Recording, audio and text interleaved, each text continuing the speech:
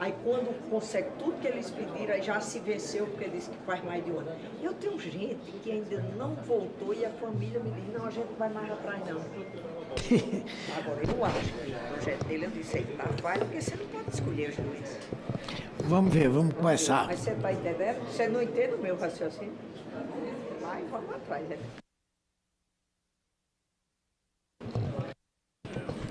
Havendo o número regimental, declaro aberta a 32ª reunião extraordinária da Comissão de Assuntos Sociais da 2ª Sessão Legislativa Ordinária da 57ª Legislatura. Antes de iniciarmos os nossos trabalhos, proponho a dispensa da leitura e aprovação das atas das reuniões anteriores. As senhoras senadoras e os senhores senadores que aprovam queiram permanecer como se encontram. As atas estão aprovadas e serão publicadas no Diário do Senado Federal. Comunico às senhoras senadoras e aos senhores senadores o recebimento dos seguintes expedientes. Aviso 667/2024, TCU, que encaminha cópia do acórdão 1661/2024, que trata de auditoria operacional realizada no Ministério do Desenvolvimento Social para avaliar a focalização e equidade do programa Bolsa Família. Cópia do ofício 1484/2024 do Conselho Nacional de Saúde, que encaminha a recomendação de rejeição ao projeto de lei complementar 57/2022, que dispõe sobre a criação de contas correntes específicas dos entes federados para recebimento das transferências regulares, automáticas e obrigatórias destinadas ao custeio de ações e serviços de saúde executados por prestadores privados. Cópia do ofício 531/2024 do Conselho de Saúde do Rio de Janeiro, que sugere realização de audiência para debater propostas apresentadas pelo Conselho relativas à descentralização de hospitais federais. Cópias de ofícios e moções de câmaras municipais e assembleias legislativas, contendo considerações sobre questões trabalhistas, assistência social, previdência social e temas relacionados à saúde. Os expedientes encontram-se à disposição na secretaria desta comissão e fica consignado o prazo de 15 dias para a manifestação de senadores e senadoras, a fim de que sejam analisados pelo colegiado. Caso não haja manifestação, serão arquivados. A presente reunião destina-se à deliberação de projetos, relatórios e requerimentos apresentados à comissão. A reunião contará com a possibilidade de as senadoras e os senadores votarem por meio de aplicativo Senado Digital nas deliberações nominais como nas matérias terminativas. Informo que o item 6, projeto de lei número 1088/2024, foi retirado de pauta a pedido do relator, senador Marcelo Castro, para reexame. Tá. Projeto de lei não terminativo 5332 de 23, altera as leis 8.213 e 8.742 para dispensar o segurado do regime geral de previdência social e o beneficiário do benefício de prestação continuada da reavaliação periódica das condições da concessão do benefício quando a incapacidade for permanente, irreversível ou irrecuperável, e para determinar a participação de especialista em infectologia na perícia médica de pessoa com síndrome de imunodeficiência adquirida. Autoria Câmara dos Deputados, relator senador Fabiano Contarato, favorável ao projeto e a emenda número 1 da CAI. Conceda a palavra ao senador Fabiano Contarato para a leitura do relatório. Bom dia, obrigado, senhor presidente. Quero aqui externar um abraço carinhoso a todos os senadores e senadoras, especialmente Vossa Excelência, pela condução nessa tão importante Comissão de Assuntos Sociais. Quero também, desde já, agradecer Vossa Excelência pela sensibilidade em pautar esse projeto, que eu reputo de fundamental importância. E, ao término da leitura, vou explicar o motivo pelo qual eu assim o faço. Vou proceder diretamente à análise de forma bem clara, bem direta, bem objetiva, para que possamos deliberar o mais rápido possível esse projeto. Quanto ao mérito, entendemos que a proposição é meritória e essencial para a simplificação no acesso a direitos assistenciais e previdenciários. Veja-se que a medida não altera os requisitos ou elementos na análise da elegibilidade a esses direitos. Trata-se de oferecer dignidade para as pessoas com incapacidade permanente, irreversível ou irrecuperável, assim como conferir maior racionalidade aos processos de inspeção periódica para aferição das condições que ensejaram a aposentadoria, afastamento ou usufruto do BPC. Sujeitar aqueles que foram diagnosticados com incapacidade permanente, irreversível ou irrecuperável após regular avaliação profissional a inspeções periódicas é submeter essas pessoas ao mais nefasto efeito da burocracia desmedida. Repito, para mim, submeter essas pessoas é submeter elas ao mais nefasto efeito da burocracia desmedida. Justamente em razão desses preceitos, o legislador já previu acertadamente, no artigo 43, parágrafo 5º da Lei 8213 de 91, a dispensa dessa inspeção periódica para pessoas aposentadas por invalidez com síndrome da imunodeficiência adquirida. Garantir essa prerrogativa aos aposentados por invalidez, afastados e beneficiários do BPC com causas de incapacidade permanente, irreversível ou irrecuperável se revela uma medida de concretização do princípio da igualdade. De fato, assim como no caso da síndrome da imunodeficiência adquirida, não vislumbramos justificativa para a reavaliação médica constante de pessoa com condições graves e incuráveis à luz do atual estágio de desenvolvimento da ciência e da medicina. Essa premissa não conflita com a dimensão biopsicossocial da deficiência, pois se restringem a desonerar as pessoas contempladas nessa proposição da realização de inspeções periódicas com o único intuito de confirmar rotineiramente circunstâncias perenes e imutáveis. Ainda que a ciência e a medicina venham a se desenvolver no ponto de possibilitar a cura dessas doenças, a legislação também evolui e poderá contemplar esses desenvolvimentos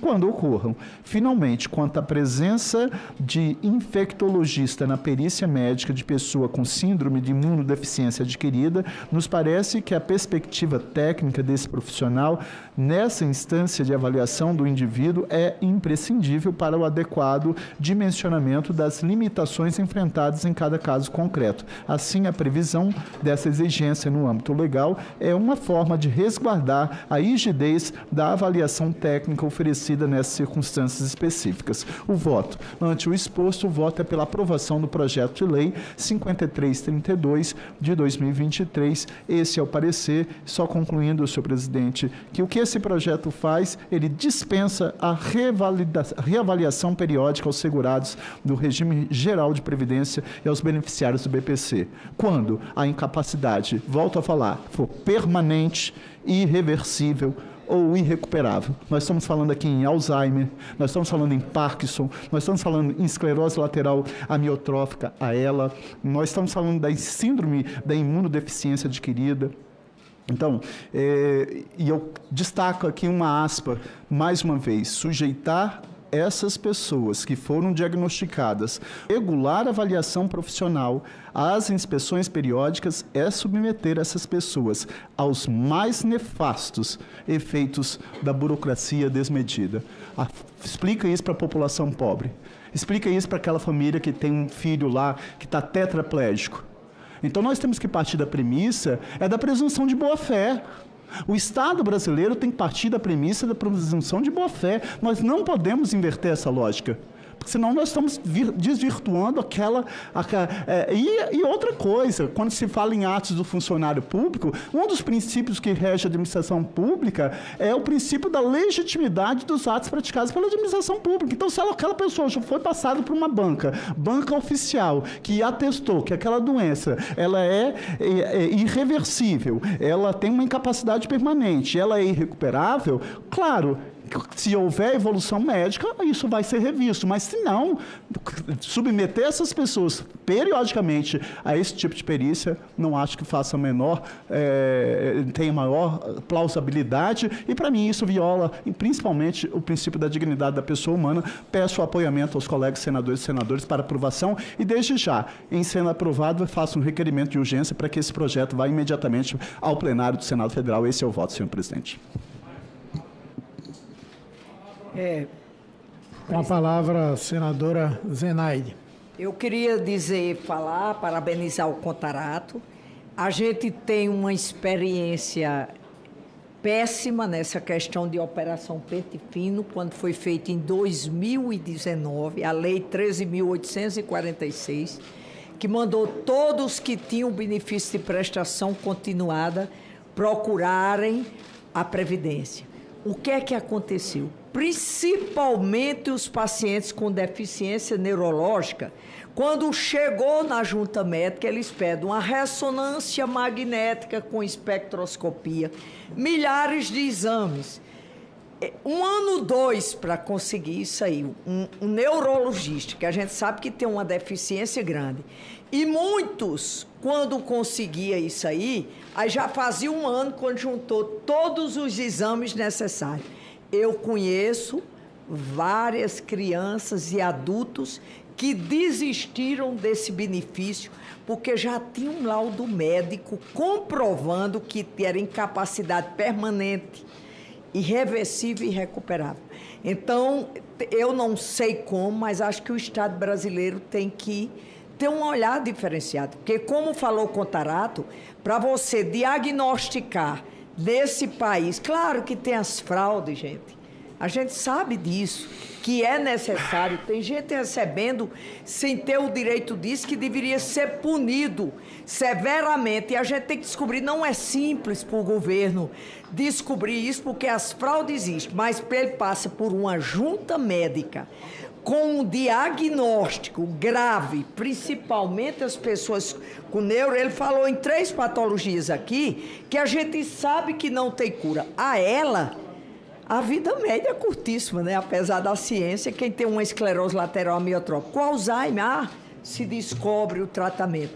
Então, submeter periodicamente essas pessoas que têm os exames, porque nenhuma junta dá, é uma junta médica, são 3 médicos, que mostram essa doença, que é incapaz, como a maioria tetraplégico, ou então os neurológicos que não sabem nem onde está, é uma crueldade para isso. E nós vemos o desastre. Eu conheço gente de 2019, a família desistiu. Porque quando consegui juntar os exames, 1, 2 anos, aí eu encontro e disse, não, doutora Zenaide, eu já desisti porque a gente não consegue mesmo. Certo? Então, é meritório, sei que não é fácil, porque precisa... Na época, quando eu fui contra, no meu estado, disse, ela é a favor da fraude, nos jornais tudinho. Claro que eu não sou a favor da fraude, e sei da dificuldade do governo localizar, porque tem sempre alguém querendo levar vantagem. Agora, levar vantagem em cima de pessoas com doenças graves, e ainda por cima, pobres, que para chegar... E sobrecarregando o SUS, né? Porque haja exame para repetir um quadro que a gente já tinha conhecimento, com imagens, com tudo.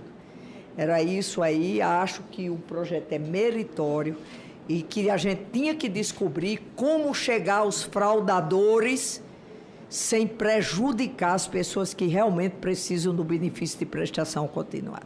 Obrigada, senhor presidente. Senador. Bem, primeiro também, parabenizar o autor, o nosso querido deputado Rony Neme, que é aqui do Distrito Federal, foi deputado federal comigo durante 2 mandatos. Também a relatoria do senador Fabiano. É uma coisa absurda, né, o que se exige hoje. Nós estamos agora com a reforma tributária, discutindo a reforma tributária, temos lá também esse problema. O cara que tem uma perna amputada tem que comprovar todo ano para comprar o carro, para trocar o carro, tem que provar essas coisas. É um absurdo isso. Então, eu nem sei se caberia aqui, Contarato, estender um pouco mais além do BPC, né? Porque essa questão da isenção dos carros, por exemplo, né? Hoje está se exigindo também. Cada vez que você vai comprar o carro, você tem que provar que você...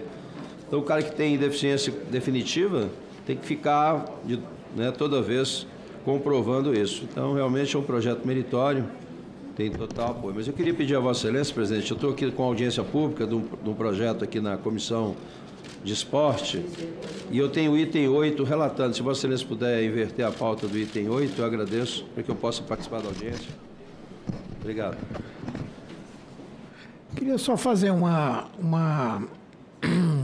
pequeno comentário, que é lógico, acho que os aspectos, até às vezes meio bizarros, dessa necessidade de avaliação regular, é necessário que sejam extirpados, mas é importante dizer, primeiro, que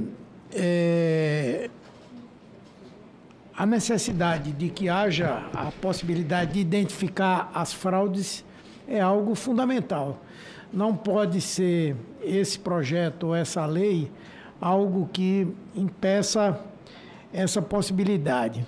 A outra coisa é que algumas doenças marcham celeremente para o encontro de curas, né? O caso da imunodeficiência adquirida, a AIDS, caminha rapidamente, embora ainda experimentalmente, já há alguns casos, 3 ou 4, em que houve cura, né?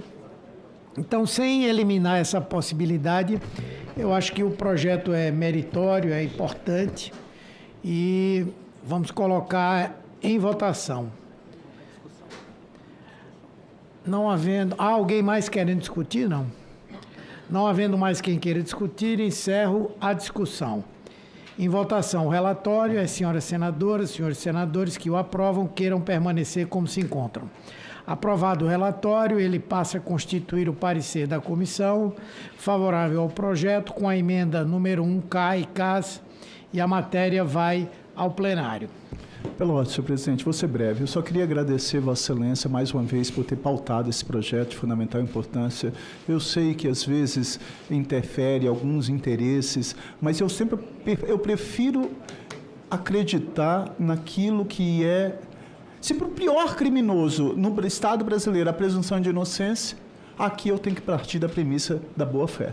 Aqui eu tenho que partir da premissa que os peritos que estão no Instituto, no INSS, têm a seriedade, o equilíbrio, a legalidade, o cumprimento das leis. São juntas médicas e nós temos que ter a empatia de se colocar na dor do outro. Como muito bem disse o senador Isalci, a senadora Zenaide, pessoas que estão lá em estado vegetativo, não tem como. Pessoas que estão com ela, pessoas que estão com Alzheimer. Então eu quero aqui, mais uma vez, fazer um registro de agradecimento ao proponente desse projeto, o deputado federal Rony Nemer, e os senadores e senadoras que assim aprovam. Aprendi também, senador Isalci, que infelizmente, em algumas circunstâncias, o ótimo é inimigo do bom.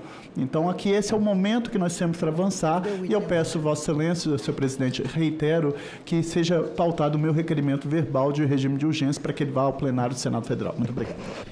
Em discussão, o pedido do regime de urgência, não havendo quem queira discutir, senadores e senadoras que o aprovam, queiram permanecer como se encontram.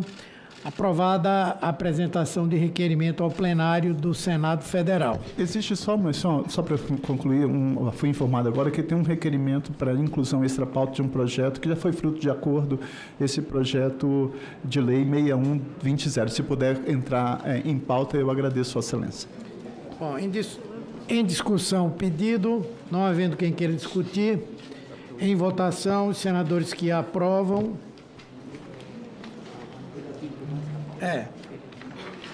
Os senadores que aprovam a inclusão desse projeto por fora da pauta permaneçam como se encontram. Aprovado. Vamos atendendo a demanda do senador Isalci Lucas, fazer a discussão e votação do projeto de lei 3170 de 2023. Ele acrescenta o parágrafo 2º ao artigo 473 da Consolidação das Leis do Trabalho, aprovada pelo Decreto-Lei 5.452, de 1º de maio de 43. Autoria, o senador astronauta Marcos Pontes. Relatoria, senador Isalci Lucas.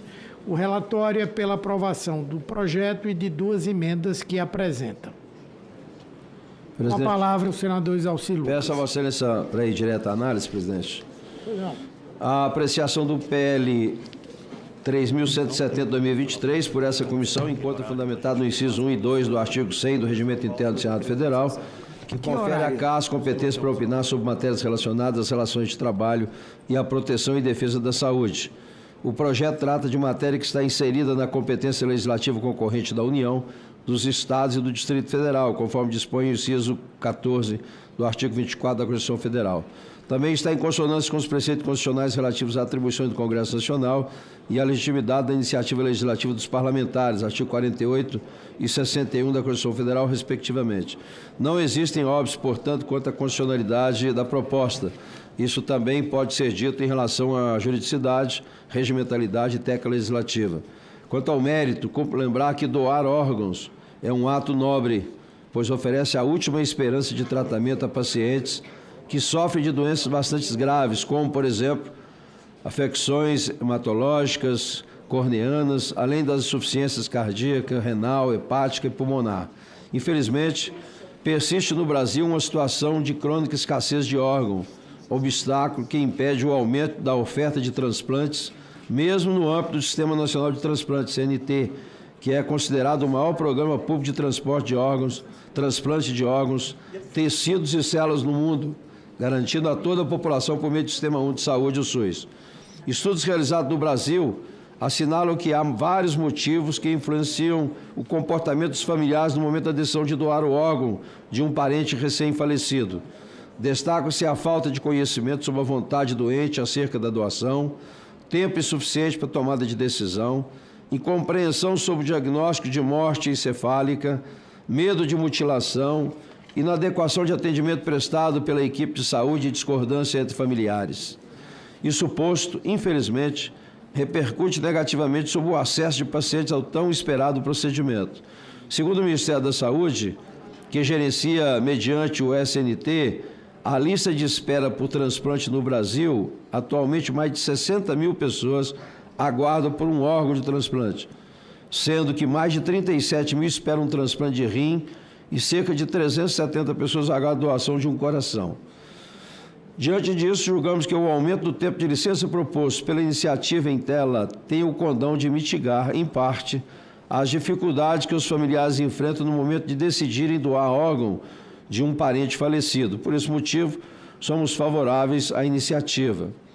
Propomos, todavia, 2 emendas de redação para ampliar a correlação textual entre o inciso 1 do artigo 473 da CLT e o parágrafo 2º, que se pretende acrescentar, bem como para harmonizar o texto desse dispositivo com a terminologia empregada no âmbito da Lei 9434, de 4 de fevereiro de 97, que dispõe sobre a remoção de órgãos, tecidos e partes do corpo humano para fins de transplante, tratamento e da outras providências, a Lei de Transplantes. Então, voto, presidente, em vista do exposto, voto pela aprovação do projeto de lei 3.170/2023, com as seguintes emendas. Aí, emenda de redação. Desse é o seguinte redação, emenda do projeto de lei 3.170/2023. Acrescenta parágrafo 2º ao artigo 473 da Consolidação das Leis do Trabalho, CLT, aprovada pelo decreto 5452 de 1º de maio de 43, para aumentar o prazo da licença por motivo de falecimento do cônjuge, ascendente, descendente, irmão ou pessoa que viva sob dependência do empregado, quando for autorizada a doação de órgãos, tecidos e partes do corpo humano para fim de transplante e tratamento. E outra emenda também de redação, desse é a seguinte redação, artigo 473 da CLT, aprovado pelo decreto 5452 de 1943, na forma do artigo 1º do projeto de lei 3.170/2023. Parágrafo 2º. O prazo a que se refere ao inciso 1 do caput desse artigo será ampliado para 5 dias consecutivos, nos casos em que houver autorização de doação de órgãos, tecidos e partes do corpo humano para fim de transplante e tratamento das pessoas falecidas, mencionadas no próprio inciso 1. Esse é o voto, presidente. Em discussão, o relatório. Eu acho esse projeto bem, quero parabenizar o autor e o relator, porque a gente sabe da dificuldade de doação de órgãos. Então, a questão de aumentar a licença nojo, ficou em quantos dias? 5. E era quanto? 2. 5 dias é um incentivo grande, gente. E quantas vidas não vamos salvar? Vamos, pelo menos, 2 rins ou 2 córneas, um coração, um fígado, e ainda vamos ser justos com essas pessoas que perderam o ente querido. Isso é um projeto bem interessante e a gente tem que estimular. Isso é salvar vidas, né, Humberto? Parabéns aí. Em discussão. Senhor presidente, vou ser rápido também. Eu quero parabenizar o senador Isalci pela sensibilidade, entender que essa chamada licença nojo, ela ampliando de 2 para 5 dias, é o mínimo, é empatia. E outra coisa, você está estimulando a salvar vidas. Quando você faz... Eu não quero que invocar Stuart Mill, o Bento, quando fala do utilitarismo, mas quantas vidas você salva quando você tem um óbito, né? Quantos jovens, quantas pessoas. Então, parabéns ao proponente, parabéns, Vossa Excelência, pela brilhante relatoria. Obrigado. Em discussão. Não havendo quem queira discutir, declaro encerrada a votação. A discussão. A votação é nominal. Aqueles que forem votar pelo relatório do senador Isalci Lucas votam sim. Aqueles que se contrapõem ao relatório votam não. Iniciamos o processo de votação. Ainda não abriu, não, né? Abriu. Então, o processo de votação já foi aberto. Vamos seguir agora, então. Presidente, caso a gente consiga o resultado positivo, Vossa Excelência poderia colocar também o regime de urgência? Projeto? Sim, sem problema. É terminativo? É por isso que é... então ele é tá. terminativo. Então, ok. Desculpa. Peço o pessoal para votar. Tem razão. Vou pedir o pessoal. Obrigado. Vamos, então, colocar aqui o projeto que foi solicitada a inclusão por fora da pauta. É o projeto de lei número 6120-6120-2019. Autoria da Câmara dos Deputados. O relator é o senador Fabiano Contarato. É favorável ao projeto e à emenda nos termos da subemenda de redação que apresenta. O projeto estabelece o inventário nacional de substâncias químicas, a avaliação e o controle do risco das substâncias químicas utilizadas, produzidas ou importadas no território nacional, com o objetivo de minimizar os impactos adversos à saúde e ao meio ambiente e dar outras providências. Com a palavra, o senador Fabiano Contarato. Observando que a matéria já foi apreciada pela Comissão de Ciência, Tecnologia, Inovação e Informática, com parecer favorável ao projeto e à emenda número 1 CCT, e pela Comissão de Meio Ambiente, com parecer favorável ao projeto e contrário à emenda número 1 CCT. Concedo a palavra ao senador Fabiano Contarato.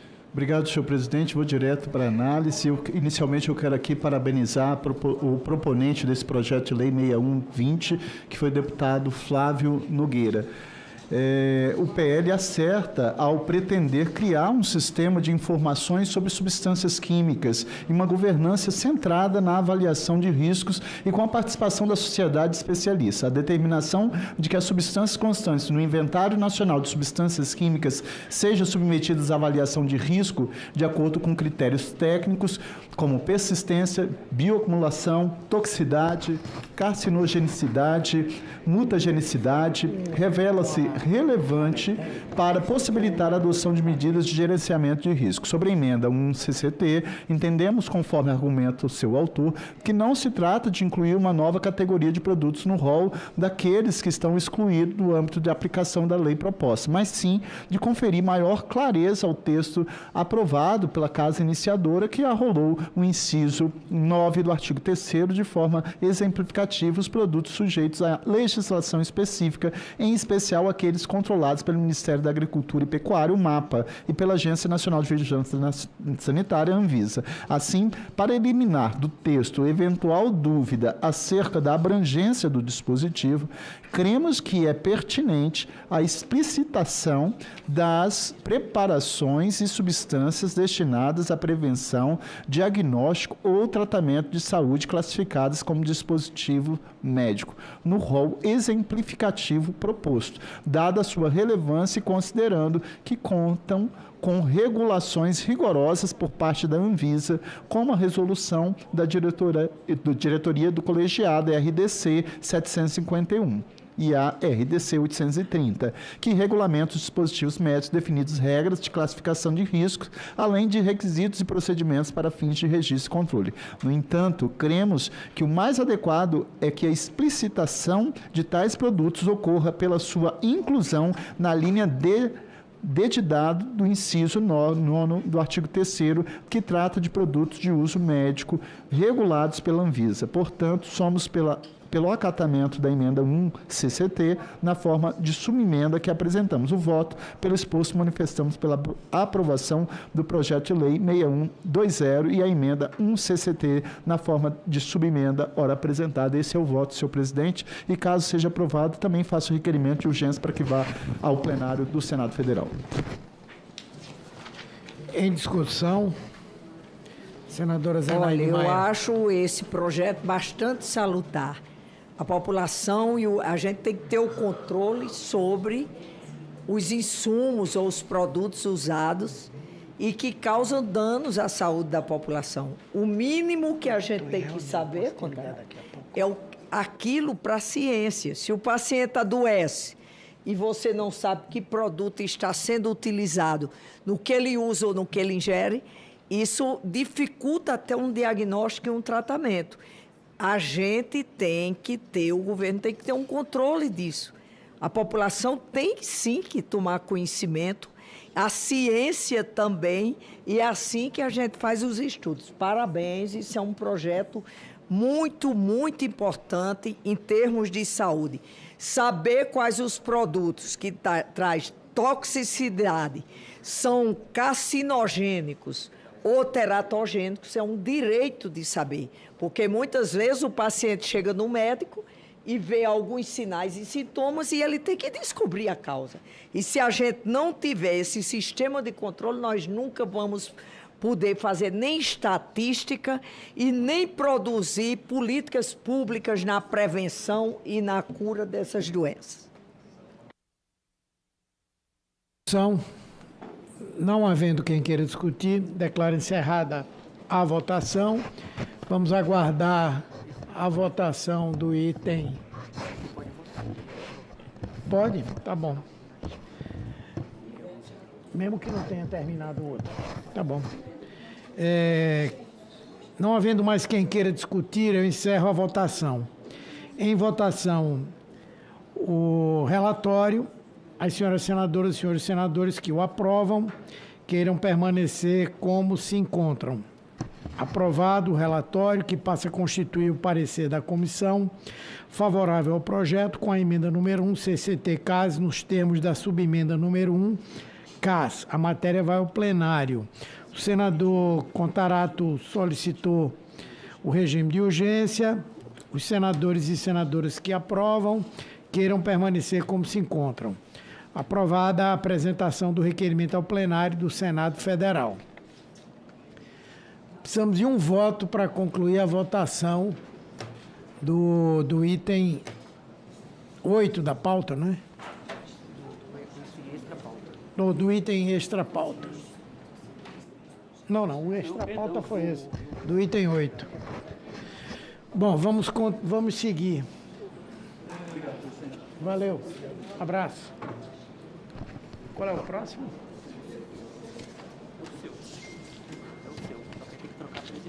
Tá. O item 2 da pauta, o projeto de lei 435 de 2021, dispõe sobre a aplicação das leis 4.950, de 22 de abril de 66, 5.194, de dezembro de 66 e 7.410, de 27 de novembro de 85, aos diplomados em Geologia ou Engenharia Geológica. Autoria, Câmara dos Deputados, a relatoria coube a mim. O relatório é favorável ao projeto. Eu peço à senadora Soraya Tronic que assuma aqui a presidência enquanto eu faço a leitura do relatório, por favor.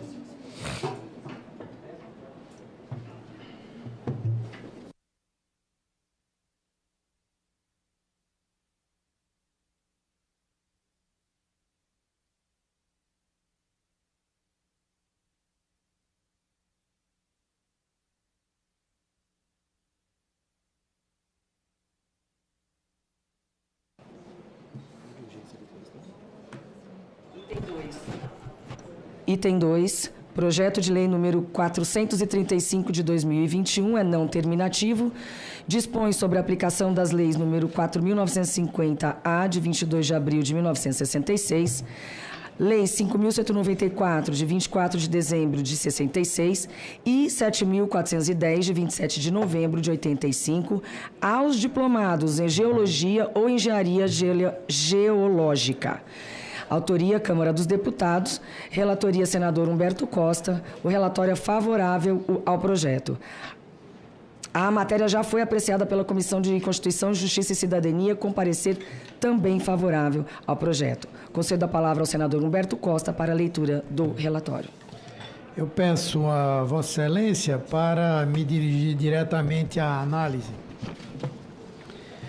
Nos termos do artigo 100, inciso 1 do Regimento Interno do Senado Federal, cabe a este colegiado opinar sobre proposições que dispõem sobre relações de trabalho, organização do Sistema Nacional de Emprego e condição para o exercício de profissões.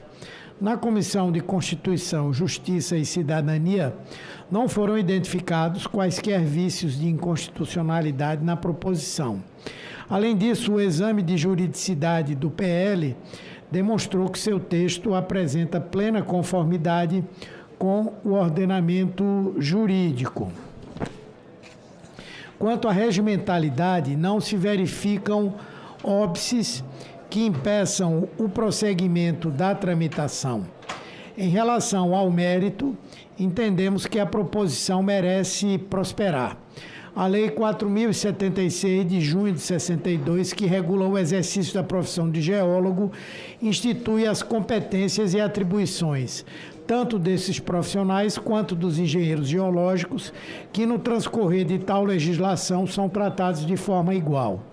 Além disso, tanto o exercício da profissão do geólogo quanto a de engenheiro geológico são permitidas mediante registro no Conselho Regional de Engenharia, Arquitetura e Agronomia, CREA, órgão responsável pela fiscalização desses profissionais.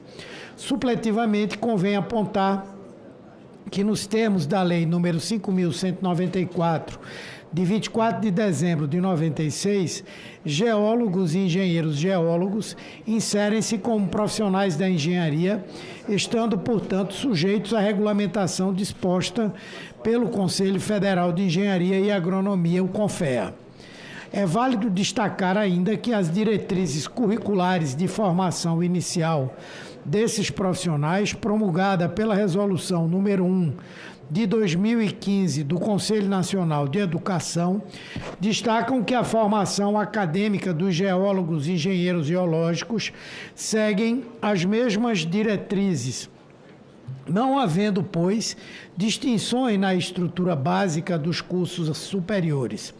Apesar da existência de farto arcabouço legal que regula as profissões de geólogo e engenheiro geológico, tratando-as de forma isonômica, ainda persistem equivocados questionamentos acerca das interpretações sobre a equivalência e uniformidade destas carreiras. Na justificação deste projeto, o deputado Reinhold Stefanes Júnior afirmou: existem questionamentos judiciais e administrativos buscando realizar um tratamento diferenciado em termos de direitos aos geólogos em relação aos engenheiros geólogos. Por exemplo, algumas empresas privadas e públicas questionam na Justiça o pagamento de salário igualitário entre formados em cursos de geologia dos formados em cursos de engenharia geológica, apesar de realizarem as mesmas atividades profissionais com as mesmas competências profissionais definidas pela Lei número 4.076 de 62, além de farta legislação sobre o assunto, tratando as duas terminologias como a mesma profissão. Destaca-se ainda que este tratamento diferenciado tem ocasionado prejuízos profissionais financeiros e até de representatividade para os geólogos. Embora esses profissionais precisem seguir todos os deveres, seus direitos são por vezes limitados, meramente por haver interpretações que destoam da realidade. Este projeto irá trazer igualdade de direitos, uma vez que a igualdade de deveres já foi estabelecida. Por fim, a história nos mostra que o primeiro curso de geólogo no Brasil foi instalado ainda na década de 50, no governo do então presidente Juscelino Kubitschek. A Universidade Federal de Pernambuco foi uma das instituições pioneiras a oferecer este curso, tendo a primeira turma formada em 61. Esse grupo ficou conhecido como Geólogos Pioneiros do Norte e Nordeste.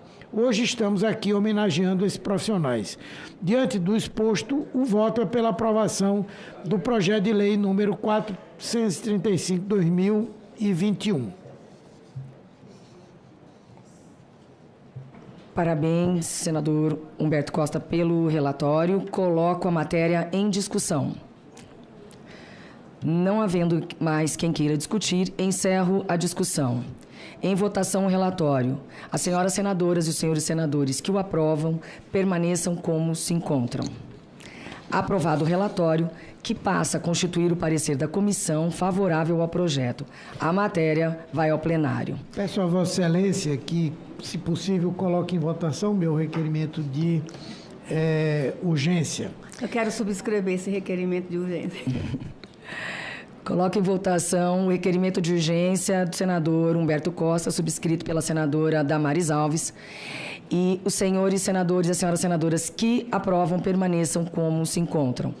Aprovada a apresentação do requerimento ao plenário do Senado Federal em regime de urgência. Neste momento, devolvo a presidência ao senador Humberto Costa. Agradeço a Vossa Excelência. Disponha.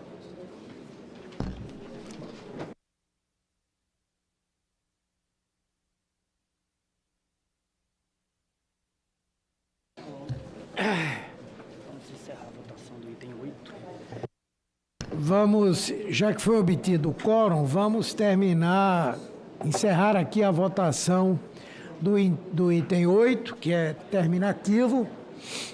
Peço que o painel seja aberto para verificação do resultado final.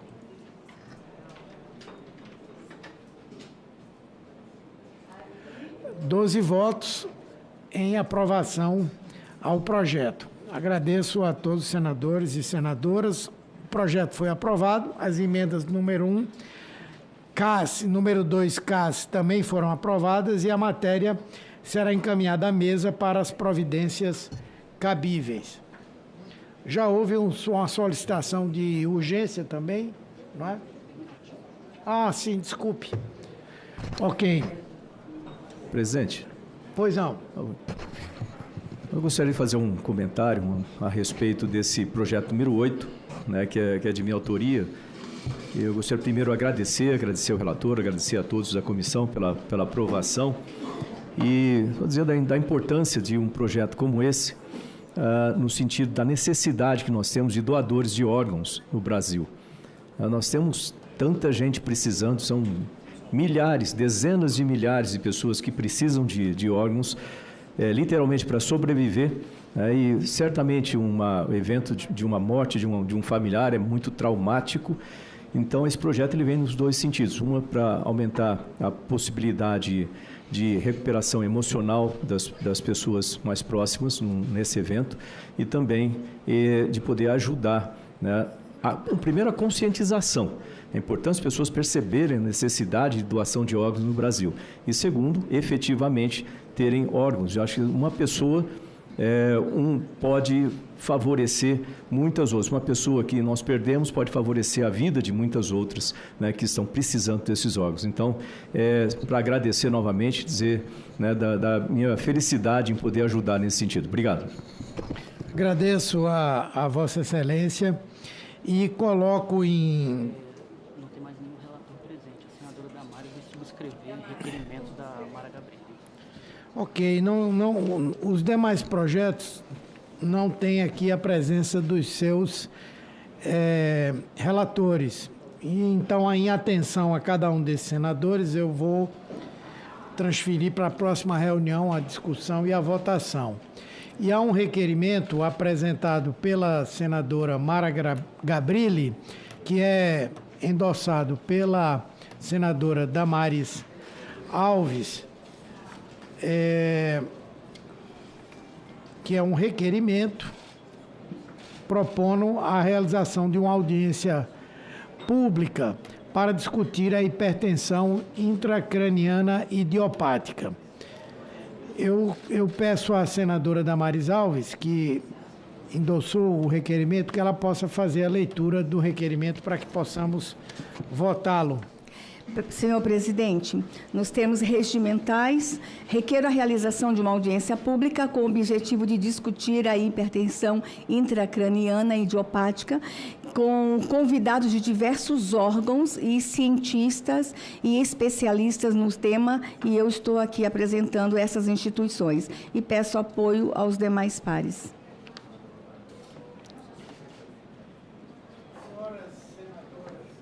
As senhoras senadoras e os senadores que aprovam o requerimento queiram permanecer como se encontram. Aprovado. Presidente, há sobre a mesa um outro requerimento extra-pauta, o número 88, também de autoria da senadora Amara, presidente da Subcomissão Permanente de Direitos das Pessoas com Doenças Raras, e eu gostaria também de subscrever e a gente colocar em votação. Ok, eu passo a palavra a Vossa Excelência para ler o requerimento, cujo objetivo é discutir a normatização do acesso das pessoas com doenças raras a medicamentos, dispositivos médicos e tecnologias no âmbito do SUS. Com a palavra, senadora Damares Alves. Requeiro, nos termos regimentais, a realização de uma audiência pública com o objetivo de discutir, no âmbito da Subcomissão Permanente de Direito das Pessoas com Doenças Raras, a normatização do acesso das pessoas com doenças raras a medicamentos, dispositivos médicos e tecnologias no âmbito do SUS, com diversos representantes do Ministério da Saúde, Defensoria Pública, Conselho Nacional de Justiça, Tribunal de Contas, e eu apresento o requerimento e peço apoio aos pares. Agradeço a Vossa Excelência, coloco em votação o referido requerimento. Senadores e senadoras que o aprovam queiram permanecer como se encontram. Presidente. Aprovado. Pela ordem, só um comentário também com relação a esse requerimento da importância que nós temos para uma visão mais favorável às pessoas com doenças raras. São mais de 11 milhões de pessoas no Brasil que possuem doenças raras. Às vezes a gente fala doenças raras, imagina que são 2 ou 3, não. Mais de 11 milhões de pessoas, mais de 8 mil tipos de doenças raras existentes no Brasil. E o acesso ao medicamento é realmente uma questão de vida ou morte para essas pessoas, para muitas dessas pessoas. Então, uma discussão como essa levanta o tema, também traz uma conscientização extremamente importante. Eu sou o coordenador da Frente Parlamentar para as Doenças Raras e nós sabemos muito bem as dificuldades que nós temos aí no Brasil como um todo. Às vezes as pessoas veem na internet algum post, alguma situação crítica, porque passam essas pessoas, ficam muito comovidas com isso, mas é muito importante que nós tenhamos alguma coisa sistemática para cuidar desse acesso ao medicamento, que é, sem dúvida nenhuma, importante. Quem tem alguém com doença rara na família ou tem doença rara sabe muito bem da importância disso. Então, obrigado, né, por atender e colocar em votação isso. Obrigado. Agradeço a Vossa Excelência. Esse é o requerimento da senadora Amara que o senhor subscreveu. Tenho aqui um pedido de requerimento, um requerimento extra-pauta, apresentado pela senadora Mara Gabrilli, que eu endossei, e vou fazer aqui a leitura. Requeiro nos termos regimentais que esta comissão solicite estudos a organismos internacionais, como a Organização Pan-Americana de Saúde, OPAS, Fundo das Nações Unidas para a Infância, UNICEF, Organização para a Cooperação e Desenvolvimento Econômico, OCDE, e Banco Mundial, a respeito da tributação de produtos como bebidas açucaradas e alimentos ultraprocessados e seus impactos na saúde de forma geral, com especial atenção para a saúde infantil. Os senadores e as senadoras que concordam com o requerimento da senadora Mara Gabrilli permaneçam como se encontram. Aprovado. Sim, tenho aqui um pedido do senador Nelson Trade, que na verdade não é um requerimento que vem por fora da pauta, mas faz parte da pauta, que é o requerimento, é o item 13 da pauta, né? Eu vou endossar aqui, aliás, nem preciso endossar, né? Vou fazer a leitura. Endosso e faço a leitura. Requeiro nos termos do artigo 58, parágrafo 2º, inciso 2 da Constituição, do artigo 93(2) do Regimento Interno, a realização de audiência pública com o objetivo de discutir sobre acessibilidade e inovações nas neurociências, da ciência ao consumidor. Os senadores e senadoras que o aprovam permaneçam como se encontram. Aprovado. Presidente, pois não. Antes de encerrarmos a reunião, eu gostaria de lhe fazer um pedido, mas é um pedido que com certeza eu vou ter apoio aqui dos colegas.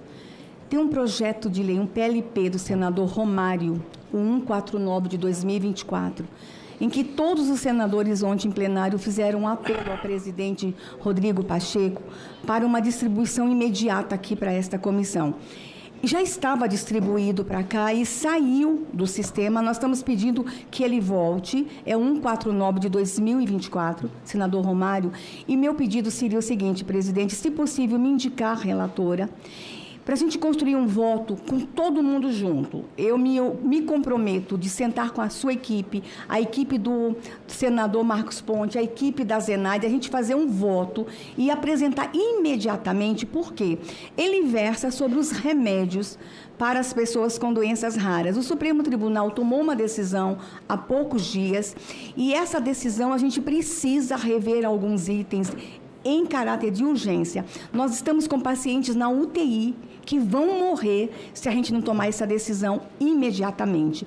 Então, presidente, se o senhor puder, a mim ou a Mara, nomear como relatoras, a gente produz um voto em parceria com os gabinetes, para não se ter nenhuma dúvida e a gente colocar em votação o mais breve possível. É 149 de 2024. Esse projeto ele ainda não está conosco. Agora, eu acho que seria interessante não somente discutir especificamente o projeto, mas o debate e o teor sobre a decisão do Supremo. Eu sei que há muitas angústias, muitas preocupações, mas se nós não tivermos um regramento por parte do Supremo em relação a esse tema do acesso aos medicamentos de alto custo, nós vamos efetivamente inviabilizar o Sistema Único de Saúde, não é?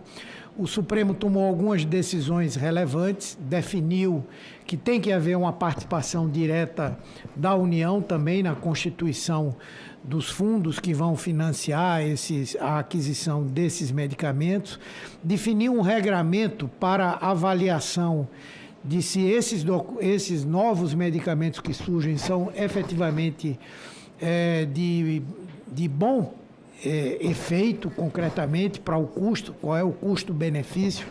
Então, eu vou ser bastante rápido na definição disso assim que chegar, mas acho que valeria a pena nós fazermos uma discussão sobre o tema, porque esse é um problema que afeta os estados, afeta a União e principalmente afeta as pessoas, seja porque algumas vezes é negado o acesso a alguns medicamentos que efetivamente têm um ótimo custo-benefício e outras vezes a gente sabe também que há interesses da indústria farmacêutica, de advogados, enfim, que buscam por outras razões o acesso a alguns desses medicamentos que são, na maior parte deles, extremamente caros, né? Conceda a palavra a Vossa Excelência. Presidente, esse é um problema realmente sério, que logicamente envolve custos, envolve toda uma estruturação para que isso seja feito.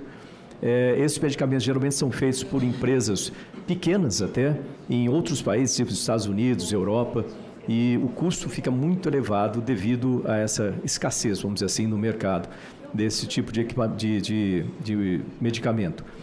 Mas nós temos soluções de curto prazo e de médio e longo prazo. Deixa eu explicar o que eu quero dizer com isso aí. De curto prazo, a aquisição desses tipos de medicamentos no exterior, é obviamente o que já tem sido feito e é o que nós temos para servir essas famílias. Né? Novamente, aquela questão de quem tem um filho, por exemplo, que depende de um medicamento desse para sobreviver, tenta fazer de tudo. Alguns deles custam cerca de 15 milhões de reais. Então, a família faz vaquinha, faz toda aquela para conseguir chegar, mas é muito difícil. Então, a ajuda pública, nesse sentido, é muito importante. Eu estou falando de solução de curto prazo, entrando um pouco no médio prazo. De médio para longo prazo, no Ministério de Ciência, Tecnologia e Inovações, eu promovi a criação de um centro de desenvolvimento de medicamentos em Botucatu, lá em São Paulo. É dentro da Unesp, Universidade de São Paulo, Universidade Estadual de São Paulo, fica no CEVAP. E esse centro, a ideia é o desenvolvimento, não é copiar, não é produção, isso já é feito no Brasil bastante, mas é o desenvolvimento de medicamentos no Brasil. Da mesma forma que eu fiz lá em Minas Gerais, o desenvolvimento de vacinas no Brasil, não é copiar uma fórmula de osso e fabricar aqui, é desenvolver a vacina. Lá é desenvolvimento de medicamentos. O sistema está pronto, né?